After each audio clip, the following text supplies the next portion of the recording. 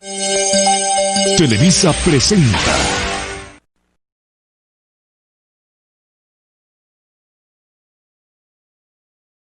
Mi nombre es Eliana del Rosario Campos Suazo y hoy les voy a hablar sobre la democracia. Pero para ello necesitamos hacer la primera cuestión. ¿Qué es la democracia? Es una forma de gobierno que se caracteriza por hacer recaer su poder sobre el pueblo. Ese planteo significa que las decisiones que tomen como grupo o como comunidad sea la voluntad de la mayoría. La palabra democracia se compone de formantes provenientes del griego que significan gobierno y pueblo. El ideal democrático. En resumen, no existe una sola forma de realizar un ideal democrático, sino distintas. Las democracias directas y representativas reúnen variedades existentes y responden a formas opuestas de organizar un gobierno. En el caso de las democracias directas, reservan un máximo de oportunidades frente a los ciudadanos para tomar las decisiones colectivas. Y por el otro lado tenemos a las democracias representativas, que mantienen la capacidad de tomar las decisiones en manos de los gobernantes, pero bajo el control igualitario del sufragio universal, que en pocas palabras es las votaciones, y son nuestros representantes quienes toman las decisiones. Muy buenas tardes, profesor y compañeros. Soy Cristel Malpartida y el día de hoy voy a hablar sobre lo que es el gobierno. Según la Real Academia Española, el gobierno es un régimen político basado en la soberanía nacional, asentado en una constitución que define y articula los poderes del Estado, en el que el poder ejecutivo es designado por el poder legislativo, cuya confianza se requiere para poder gobernar. El vocablo gobierno hace referencia o hace mención al desarrollo de un poder del Estado y o a la conducción dirigencial en general. Cabe señalar que el Estado, a diferencia del gobierno, es de naturaleza permanente, ya que el gobierno pasa y cambia, pero el Estado permanece y continúa. Esto gracias a sus principales elementos, que ya todos conocemos, que es el poder, el territorio y la población. El gobierno en sí es el conjunto de órganos e instituciones que administran y controlan el poder del Estado. Es decir, el gobierno es la autoridad que dirige, controla y administra el aparato estatal. Usualmente se cree que el gobierno es el poder ejecutivo, pero esto no es así, ya que también incluye al poder legislativo, al poder judicial y al órgano electoral. El principal objetivo del gobierno en materia fiscal es llevar a cabo lo que es la política pública, cumpliendo objetivos de estabilización, redistribución, con fondos recaudados de grupos diferentes a los auxiliados, y a la asignación de funciones y recursos para asegurar la prestación de servicios. Muchas gracias. Muy buenas tardes, compañeros y profesor Luis Carrera. Mi nombre es Valeria Castro Calderón y en esta oportunidad les voy a hablar sobre las funciones del gobierno. La división de poderes en el Estado peruano es de dos tipos. El primero, el que se establecen tres poderes que se controlan entre sí. Tenemos el poder legislativo, el poder ejecutivo y judicial. Y segundo, en donde el poder se redistribuye en tres niveles de gobierno: central, regional y municipal. Las funciones de los gobiernos suelen estar definidos y limitados por los respectivos textos constitucionales que se rigen en el ejercicio político de sus países y que se les atribuyen poderes, obligaciones y limitaciones. Sin embargo, lo más usual es que la función de un gobierno incluya: 1. Ejercer la defensa y conducción del Estado, tanto en los aspectos militares y territoriales como en los administrativos y civiles. 2. Conducir la política interior del Estado en materia de orden público, seguridad ciudadana, servicios sociales y vida económica. 3. Conducir la política exterior del Estado, esto es la Cancillería y las relaciones diplomáticas. 4. Administrar el presupuesto nacional y velar por el correcto funcionamiento del Estado. dentro de lo establecido por las leyes y en concordancia con el poder legislativo. 5. Elabora propuestas políticas y planes de manejo del Estado, así como convocar a consultas, referendos y elecciones. 6. Enfrentar las situaciones irregulares o de excepción que pudieran presentarse, tanto al interno como al externo, incluyendo guerras, catástrofes naturales, epidemias, etc. Por último, nombramiento de ciertas autoridades estatales según lo establecido por la ley y la Constitución Nacional.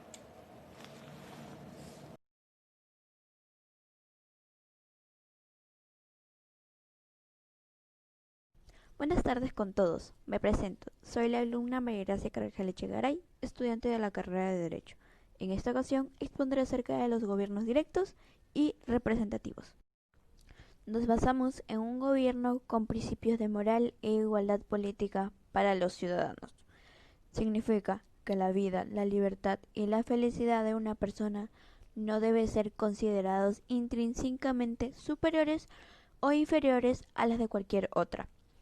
Además, todo adulto debe ser considerado como igualmente cualificado para participar en la vida política y en el proceso de toma de decisiones colectivas.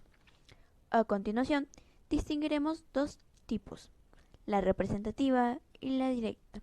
Grecia y Roma clásicas son los ejemplos más conocidos en la directa.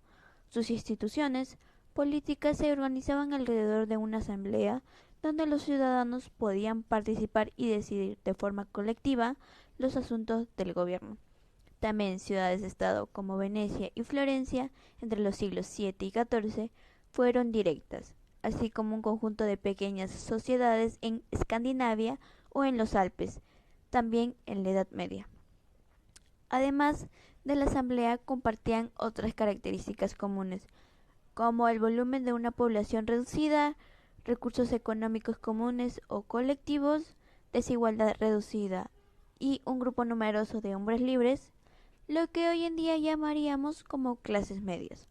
Sin embargo, eran exclusivas y excluyentes, sin participación de las mujeres, los esclavos o extranjeros. Tampoco existía la pretensión de que pudieran incorporarse a la vida política. Por último, pero no menos importante, todas estas sociedades fueron sustituidas o derrotadas por estados o imperios más fuertes y más capaces. En la representativa, esa voluntad de los ciudadanos que define a las contemporáneas, a la vez que incluye un elemento no igualitario y por ello controvertido. Las personas que ocupan los cargos de gobierno toman las decisiones en nombre de los ciudadanos, pues ocupan estos cargos por elección y por voto popular. Esta realidad es tan fuerte y está tan asentada que parece natural. Sin embargo, podría accederse a los cargos por otros métodos, como en sorteo, como ocurre en mesas electorales, en herencia, como en las monarquías, examen, como en puestos de trabajo, en la administración, por cooptación, como los partidos políticos, o por rotación, como las comunidades de propietarios. Cada método conlleva unas consecuencias particulares que condicionan quién puede acceder a qué tipo de relación establecen los gobernados. Pues bien, las elecciones suponen un elemento desigualitario, ya que solo acceden al cargo unas pocas personas, solamente las elegidas, pero no tienen las mismas características personales y sociales que los representados. Es decir, ni los parlamentos ni los plenos municipales son una muestra digna de la diversidad social. No son sociedades en miniatura de la sociedad o de la población a la cual gobierna, ni pueden serlo. Gracias. Buenas tardes, profesor. Buenas tardes, compañeros. En esta oportunidad yo les voy a hablar un poco de lo que es el gobierno directo y el gobierno representativo. Les voy a dar una breve definición de lo que es el gobierno directo. En su plenitud implica de que el cuerpo de los ciudadanos ejerce por sí la misma función legislativa, la función administrativa y la función jurisdiccional. Se considera históricamente que tal gobierno fue practicado especialmente en Grecia, aunque debe destacarse la conveniencia de limitar la época en la cual se practicó la forma de gobierno. Y ahora les voy a hablar del gobierno representativo. Nosotros, si retrocedemos un poco el tiempo, bueno, si nos vamos hace 200 años atrás, en Francia, podríamos presentar de que existía una pirámide, una organización en la cual estaba el rey, estaba la nobleza, la iglesia y después el pueblo. Pero para nosotros poder elegir en esos tiempos al rey, se tenía que establecer de que el rey acatara también la ley. Pero en esos tiempos los burgueses se explotaban la cabeza con un libro que existía, el contrato social, que lo había escrito, o el interpretador de esta era Rousseau. Después de eso, nosotros podemos diferenciar por qué es un gobierno representativo y por qué la democracia está tan vinculado con esto. Pues si nosotros cuando vamos a tener, por ejemplo, todos los países tienen un gobierno representativo, todos, pero muy pocos ejercen lo que es la democracia. Por ejemplo, nosotros acá en nuestro país no ejercemos tanta democracia a la hora de elegir un gobernante o en nuestro caso un presidente. Un gobierno representativo en estos casos está su elección, se da el poder a promesas, como les dije, las promesas electorales, la confianza, imponen ideas y un medidor de fuerza y su polarización.